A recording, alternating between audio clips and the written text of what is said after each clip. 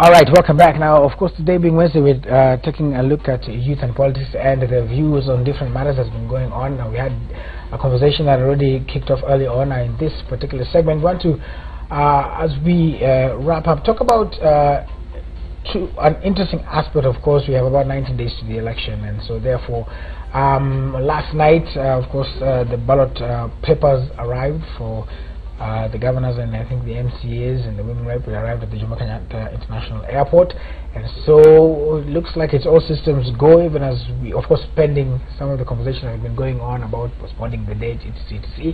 But so far it looks like all systems go. I guess the first point that I want to put across to you is, of course, they are about the 19 million, I think, voters, 9 million voters, I think, this time around, and the biggest percentage, like Valentino alluded to, is the youth, who are also supposed to go and vote. But first of all, I guess we'll do a round and start with Nicole, who has very strong reasons as to why she will not be participating in Kupiga Kura. Tell us. Yes, I didn't take a voter. I didn't register to voter. Simply because I lacked conviction to vote. I've had all sorts of reasons why I should vote, but I still don't feel convicted to vote, because every year it's the same thing that happens.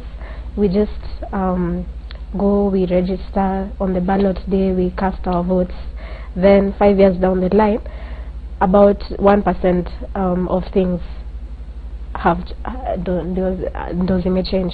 So I really don't think it's necessary to vote. I was actually in another WhatsApp group last it was just earlier this week, and we were talking about if each one of us has taken a voter's card, and I told them no.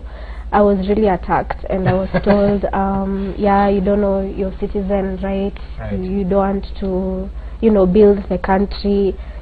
And I felt that I don't know, I didn't really feel guilty. I just told them I don't see a reason for voting.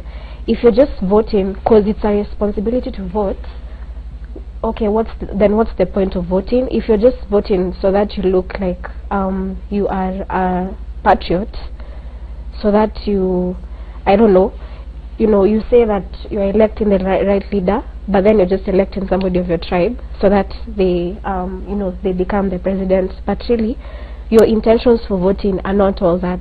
They're not valid. I don't think it's just, that's why I'm not voting. I'm not taking a voter's card.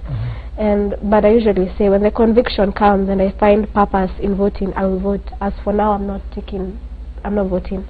So then come back, like, you know, kutochukua kura, like it, you don't think that it is your vote young, or it would have been count? Yes. I've said I've had every reason that's there for voting or not voting, and one of them is, you know, that's the cliche one for, you know, your vote can make a difference. It can actually be a tiebreaker, and I usually find it hard to understand. Let's say if you let's say for example he's running and I'm running, he has 10,000 votes, I have 10,001 votes. Oh no, I also have 10,000 votes. So like there's one person who's supposed to break that tie. I usually see that as an impossibility to have a tie, like a completely exact tie. Like just being, I'm thinking just thinking like I'm just there and we just have the same amount of votes. I don't think it can happen like that. Until I come and then I'm the tiebreaker. So I don't think I can vote here. Yes, Valentino, you seem to have actually think it's possible, because it happened in Uruguay. Yeah, it happened for I think it was a small county election, so there was a tie and then a tiebreaker emerged. So I get your point. But for me, I have a voter's card, and it's a must for me to have one, because I believe, in as much as it sounds cliche, that your vote really won't make a difference. I believe, to me, my vote is really precious, and it's really important that we all go out there and vote, because the leaders that you have, these normal or the usual people in government all the time who don't make any difference, are elected by the good people who don't vote. I also have that reason. if you don't vote, like I'm the bad person, and you know, I'll elect the bad leader. I also have that reason, but You also it have just that didn't particular- convince me. Yeah. Yeah, okay. But I believe like I don't want to sound so much cliche like everybody sees it, but I just want to tell people that you need to have your vote. Matters of politics and elections are quite serious, and you need to have your vote.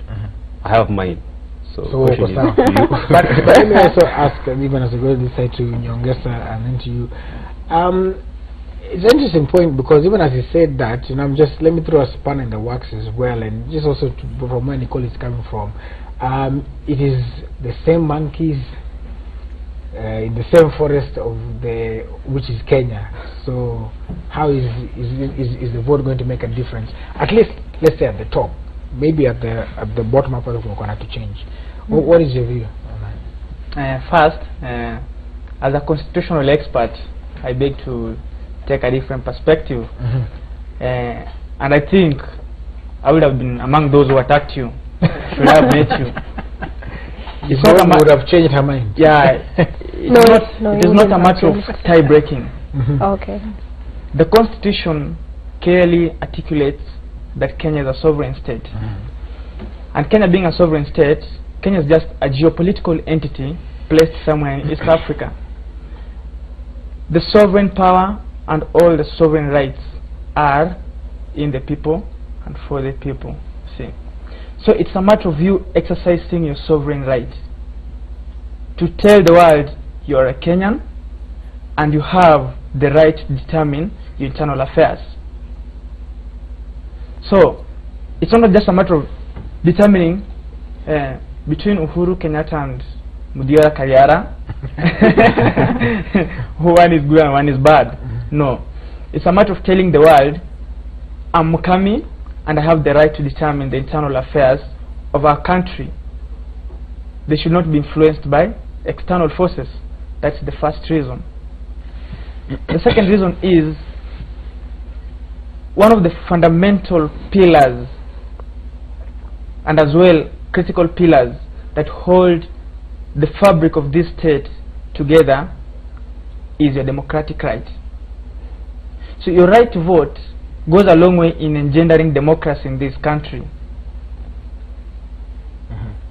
Kenya is a constitutional democracy, and without democracy then we have no state. We're likely to run into anarchy or lawlessness. You see. So my main point is to hold Kenya as a state together, and that can only happen if you exercise your sovereign right. Because Jean-Jacques Rousseau, I'm just trying to take a theoretical perspective for her to understand. Go ahead. We have this legal theorist called Jean-Jacques Rousseau. Yeah, he was a legal positivist of the 19th century, who propounded that the subjects, who are the citizens, and the leaders enter into a binding agreement. The binding agreement is known as the social contract, whereby you surrender some of your rights to the authority, the reigning authority. Because if we all decided to exercise our sovereign rights directly, then we're likely to run into chaos. You see. So this particular contract, the leaders agree to protect some of your fundamental rights, such as your right to life and your right to property. Those are the major rights that they decide to they enter into an agreement to protect. And so when you don't vote, it means you're allowing someone else to determine how your rights are going to be protected. It's a matter of being decisive. Yeah. All right. What are your views on the matter as well? Let me begin by saying that I'm a registered voter since 2013. But that does not speak unto whether I'll vote or I will not vote. I'm still making the decisions. I still have a lot of time, 19 days. But what I want to say is, Nicole is a representation of the frustrated youth. You see, when you have 2 bad choices or 3 bad choices or 4 bad choices, and you are being forced to choose one of the bad choices, the lesser evil. exactly. How are you supposed to decide who is the lesser evil? While, you know, in Kenya, politics is like shuffling a pack of the same cards. So in 202, I and Miremo, we are in different political outfits. In 27, we're in the same outfit, but we have different agendas. We are new people. And the next time, it is me and Nicole. We have new agendas, a new manifesto. We are different people. We are clean. We are new. That's the problem with the politics of Kenya. So when you are made to choose between me and him, yet we've been at some point we are together, me and her, we've been together at some point, there is no real change that we don't actually have many choices to choose from. But the problem is there are new players who come in. These new players, we do not recognize them. Why?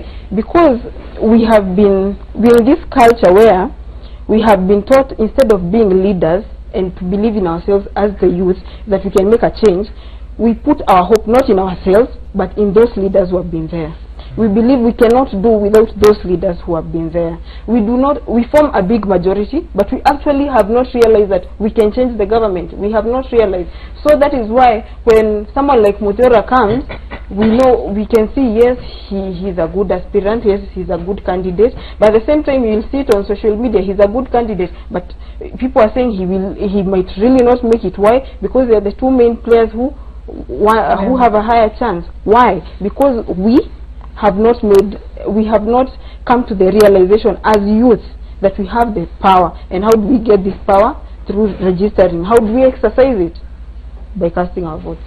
Yeah, that's what I was saying. All right, now unfortunately because of time we'll have to end there. I know we are supposed to also talk about electoral violence, but unfortunately time imetupa kisogo, and we have to make way for Cheche Udwa Kamimo, Charles Odiambo, Mutegi Njao coming up shortly. Of course, the hashtag now will be Cheche.